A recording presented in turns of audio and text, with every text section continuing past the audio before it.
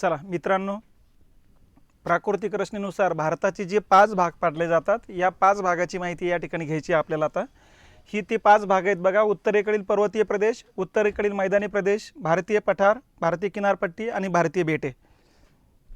ठीक आहे, ही तर आपण ते 5 भाग बघितलेले आहेत बघा। हा उत्तरेकडील पर्वतीय प्रदेश, उत्तरेकडील मैदानी प्रदेश, त्रिकोणाकृती आकाराचा भारतीय पठार आणि त्याच्या भोवताली कडाला असलेल्या किनारपट्टी आणि हे भारतीय बेटे। मग एक एक एक एक एक एक मुद्दा आपण बघत चालू।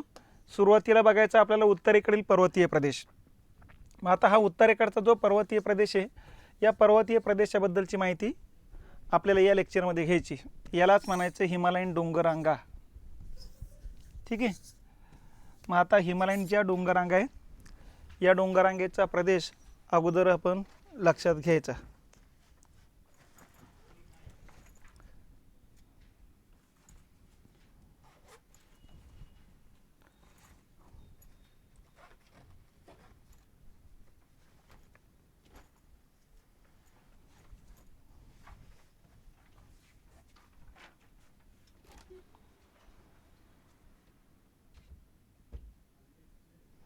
ठीक आहे, आपल्याला आता हे पूर्ण भारतातले जे राज्य आहेत, ही राज्य आपल्याला माहिती पाहिजेत की कोणत्या भागात कुठलं राज्य आहेत म्हणून।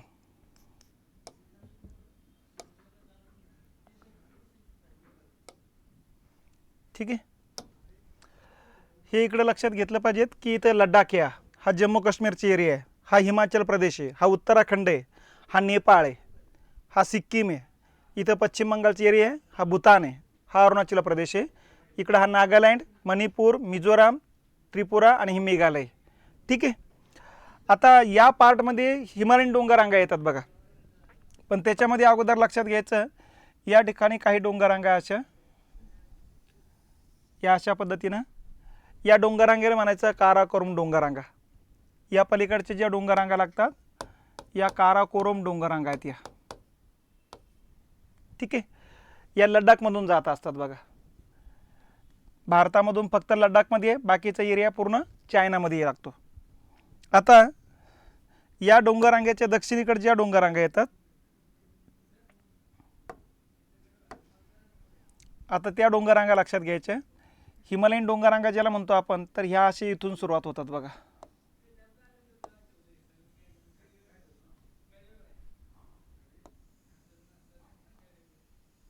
या अशा पद्धतीनं, म्हणजे जम्मू आपला लडाख म्हणायचं आपण, लडाख, त्याच्यानंतर नेपाळची वरची सीमा, सिक्कीम, भूतानचा वरचा भाग येतो, अरुणाचल प्रदेशची वरची सीमा येते आणि या डोंगररांगा अशा खाली उतरतात बघा। ते इथपर्यंत खाली येतात या। तर या आहेत बृहद हिमालयन डोंगररांगा। याच्यात दक्षिणेकडून इकडून पसरलेल्या अशा मध्य हिमालयन डोंगररांगा। या डोंगररांगा अशा इथपर्यंत जातात, इकडं खाली उतरतात अशा। आणि त्याच्या दक्षिणेकडून पसरलेल्या अशा शिवालय काठेकड्या, ह्या अशा तुटक तुटक आहे, कारण नद्याच्या खनन कार्यामुळे या सलग राहिलेल्या नाहीत, तुटक तुटक बनलेल्या आहेत या।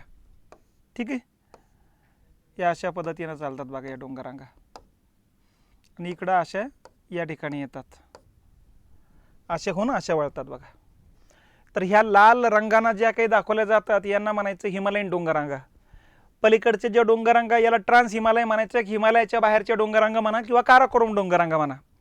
ट्रान्स हिमालय, हिमालयाच्या बाहेरच्या डोंगररांगा किंवा काराकोरम डोंगररांगा, त्या काही हिमालय नाही, या हिमालयन डोंगररांगा आहेत अशा। ठीक आहे, आता या डोंगररांगा इकडं पण खाली सटकतात, इकडं खाली येतात बघा। तर इकडं त्यांना सुलेमान डोंगररांगा म्हणायचं, परंतु इकडचा भाग काही एवढा महत्त्वाचा नाही, आपण आपल्या भागाचं लक्षात घ्यायचं। आता भारतामध्ये या ज्या काही डोंगररांगा येतात,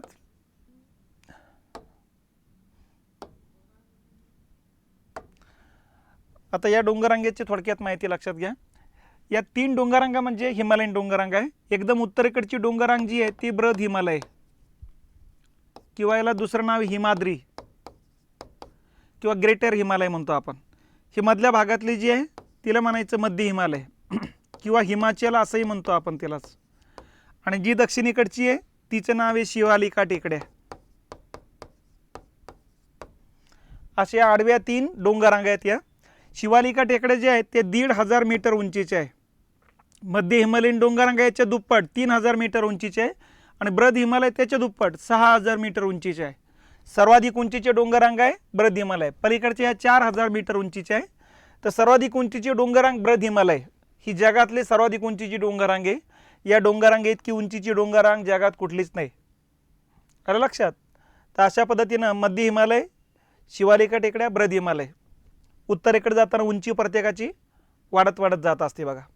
तर अशा पद्धतीने इकडं आपल्याला माहिती सिंधू नदी आहे.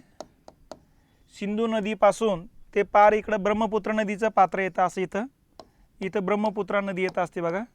इथपर्यंत ज्या डोंगररांगा लागतात याला म्हणायचं हिमालयीन डोंगररांगा. आणि ब्रह्मपुत्र नदीच्या दक्षिणेकडं ह्या ज्या डोंगररांगा खाली उतरलेल्या आहे इकडे हिमालय नाव नाही त्याला. इकडं ब्रह्मपुत्र नदीच्या खाली या डोंगररांगेला म्हणायचं पूर्वांचल.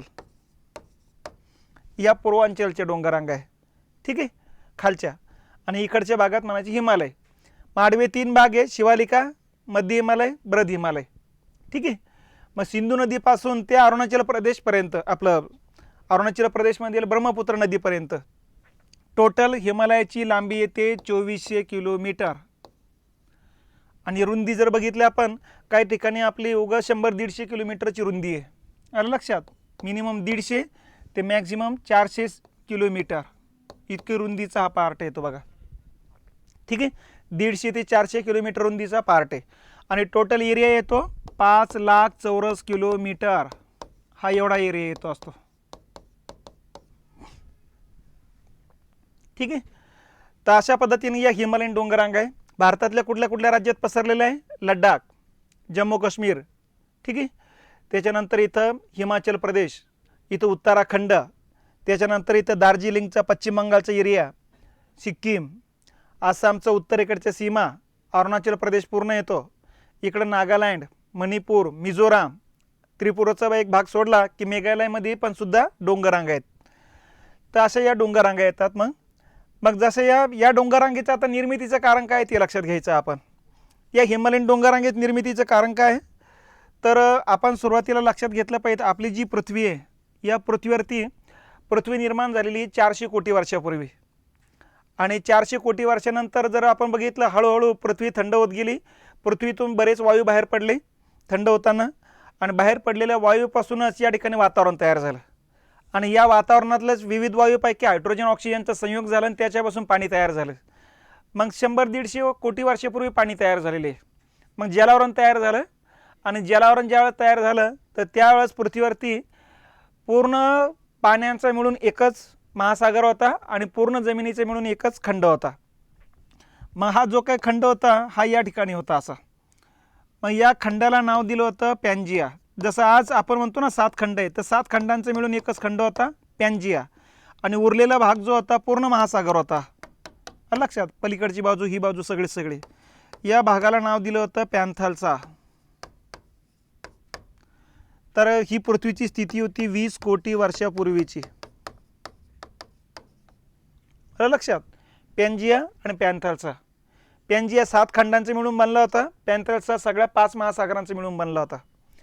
मग या ठिकाणी अल्फ्रेड वेगनरने ही थिअरी मांडलेली. मग यांनी काय सांगितलं की पुढं 14 कोटी वर्षापूर्वी पॅन्जियाचे तुकडे पडलेत आणि 2 तुकडे तयार झालेत.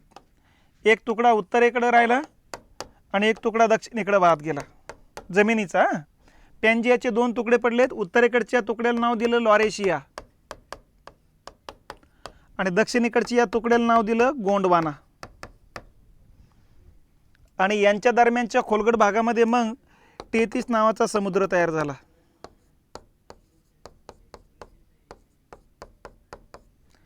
33 सागराची निर्मिती झाली.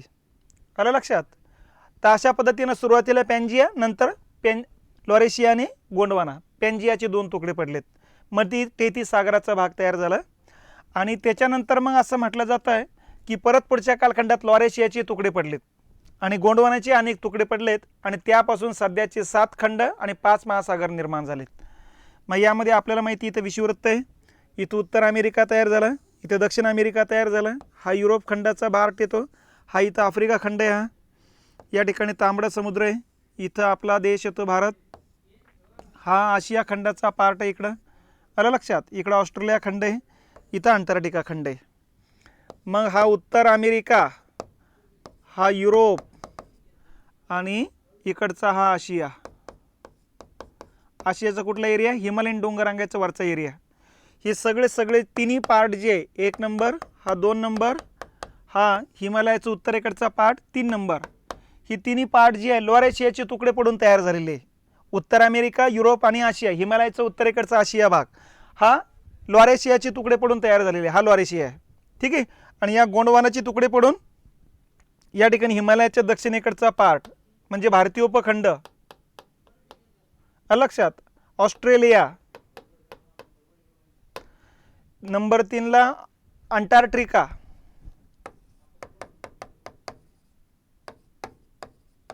नंबर 4 ला आफ्रिका आणि नंबर 5 ला दक्षिण अमेरिका. तर हे जे 5 खंड आहे हे गोंडवानाचे तुकडे आहेत आणि हे जे 3 आहेत हे लोअर एशियाचे तुकडे आहेत. म्हणजे भारत जो होता हा हिमालयन डोंगररांगा नंतर निर्माण झाला. हा पार्ट जो होता इथं होता भारत अगोदर, अंटार्क्टिका खंडाला जॉईंट होता बघा. मग 7-8 धक्के आपण अंटार्क्टिका खंडाला आणलो आणि उत्तरेकडे निघायला सुरुवात झाली. मग भारत उत्तरेकडे सरकत चाललेला आहे बघा. आणि त्याच वेळेस लोअर एशियाचा हा रशियाचा जो भाग आहे वरच्या भागात होता, खाली सरकत चाललेला आहे.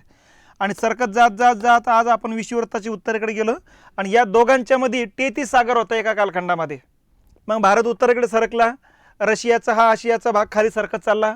दोन्हीच्या सरकल्या गेल्यामुळं 33 सागरावरचा गाळ दोन्हीच्या दबावातून जमा झाला आणि गाळ नंतर वरती येत चालल्या, वाढत चालल्या, उंची वाढत चालली आणि आज त्या ठिकाणी 33 सागराच्या ऐवजी हिमालयन डोंगररांगा निर्माण झाल्या. तर अशा पद्धतीने हिमालयाच्या निर्मितीचं कारण काय? 33 सागराचा तळभाग उंचावून वळीचा पर्वत निर्माण होऊन हिमालयन डोंगररांगा निर्माण झालेले आहे. म्हणून या ठिकाणी लक्षात घ्यायचं की या ठिकाणी अगोदर 33 सागर होता. हा भाग लोअर एशियाचा होता, हा भाग गोंडवानाचा आहे. दोन्ही आजही एकमेकांच्या दिशेने सरकण्याची प्रक्रिया चालूच आहे. आजही भारत दरवर्षी 12 सेंटीमीटरनं उत्तरेकडे सरकतोय. त्यामुळे साहजिकच आजही हिमालयन डोंगररांगाची उंची वाढत चाललेली आहे, माउंट एव्हरेस्टची उंची वाढत चाललेली आहे. आणि आज या जगातील सर्वाधिक उंचीच्या, वळीच्या आणि अर्वाचीन पर्वतरांगा बनलेल्या आहे. अर्वाचीन पर्वत म्हणजे तरुण पर्वत, आधुनिक पर्वत, सर्वात शेवटी जगात निर्माण झालेल्या पर्वतरांगा याचे. आलं लक्षात. मग बाकीच्या पर्वत याच्या अगोदरच्या आहेत. तर अशा पद्धतीनं 33 सागराचा तळभाग उंचावून याची निर्मिती झालेली आहे. मग आता या डोंगररांगा एकच नाही, भरपूर डोंगररांगा आहे, 3 डोंगररांगा आहे अशा. मग जसे आडवे 3 भाग पाडले जातात तसे या डोंगररांगेचे उभे सुद्धा 3 भाग पाडले जातात बघा. आलं लक्षात. कुठले कुठले भाग पाडले जातात? इथं सिंधू नदी आहे, सिंधू नदीपासून ते इथं सतलज नदीपर्यंत या भागाला म्हणायचं पश्चिम हिमालय, पश्चिम डोंगररांगा किंवा याला पंजाब हिमालय, काश्मीर हिमालय असंही म्हणतात. सतलज नदी ते इथं काली नदी आहे. या हिमालयाला म्हणायचं कोमाऊ हिमालय. ठीक आहे. काली नदीपासून इथं तिस्ता नदी आहे. इथपर्यंतच्या हिमालयाला म्हणायचं मध्य हिमालय. आणि तिस्ता नदीपासून ते इथं ब्रह्मपुत्रा नदी आहे, इथपर्यंतच्या हिमालयाला म्हणायचं पूर्व हिमालय. आलं लक्षात. आणि इकडं पूर्वांचल आहे. मग अशा पद्धतीनं हिमालयाचे उभे सुद्धा काही पार्ट पाडले जातात. पश्चिम हिमालय, कोमाऊ हिमालय, मध्य हिमालय आणि पूर्व हिमालय. आलं लक्षात. पश्चिम हिमालय जे आहे ते 560 किलोमीटर लांबीचा येतो. कोमाऊ हिमालय जो आहे तो 320 किलोमीटर लांबीचा येतो असतो. मध्य हिमालय जो आहे तो 800 किलोमीटर लांबीचा येतो असतो. आणि पूर्व हिमालय जो आहे तो 720 किलोमीटर लांबीचा येतो असतो बघा. मग हे 720 आणि हे 800, 1520, 1520 आणि हे 320 म्हणजे 1540 आणि पुढचे ते 1840, 1840 आणि हे 500, 8 4 12 13, 2300 आणि हे 60, 2400 बरोबर. अशा पद्धतीने ही 2400 किलोमीटर लांबी येते बघा. आलं लक्षात. मग पश्चिम हिमालयामध्ये म्हणजे कोणत्या राज्यातलं हिमालय येतो? नंबर 1 लडाख, नंबर 2 हिमाचल प्रदेश आणि नंबर 3 जम्मू काश्मीर. इथं जम्मू काश्मीर आहे, इथं लडाख आहे, इथं हिमाचल प्रदेश आहे. या 3 राज्यातलं हिमालयाला म्हणायचं पश्चिम हिमालय. म्हणून याला पश्चिम हिमालय म्हणा, काश्मीर हिमालय म्हणा. आलं लक्षात. पंजाब हिमालय म्हणा कारण पंजाबच्या सीमेवर आहे. असे वेगवेगळे नावं या पट्ट्याला येतात बघा. मग सतलज नदी ते काली नदी, या दोन डोंगररांगेदरम्यानचा जो हिमालय, मध्य हिमालय आणि शिवालिका टेकड्या भारतामध्ये जी आहेत त्या, याला म्हणायचं कुमाऊ हिमालय. मग उत्तराखंड राज्य येतं बघा या ठिकाणी. उत्तराखंड राज्यातलं हिमालयाला म्हणायचं कुमाऊ हिमालय, गढवाल हिमालय असं नाव आहे. आणि काली नदी ती तीस्ता नदी, तीस्ता नदी सिक्कीममधून उगम पावते, पश्चिम बंगालमधून ब्रह्मपुत्रा नदीला जाऊन मिळत असते.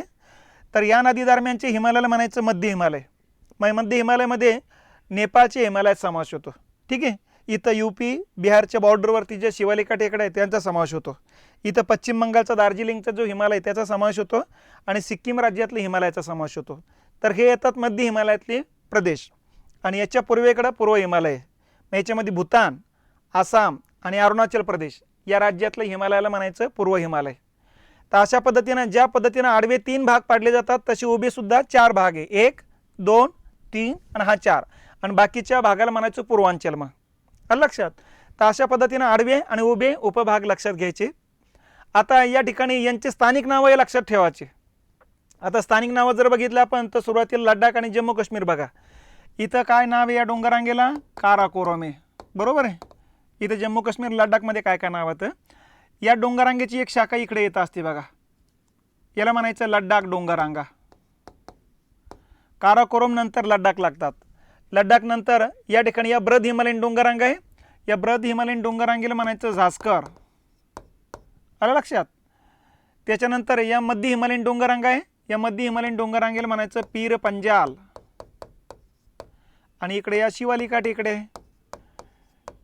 आलं लक्षात. एक वेळेस काय केलं होतं, असा प्रश्न टाकला होता.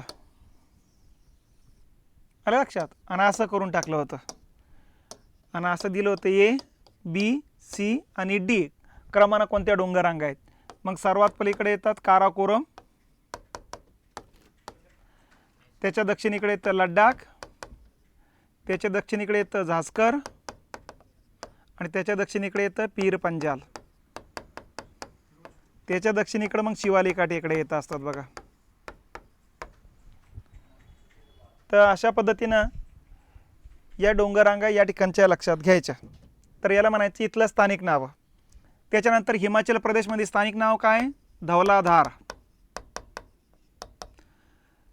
उत्तराखंडमध्ये स्थानिक नाव आहे कुमाऊ. आलं लक्षात.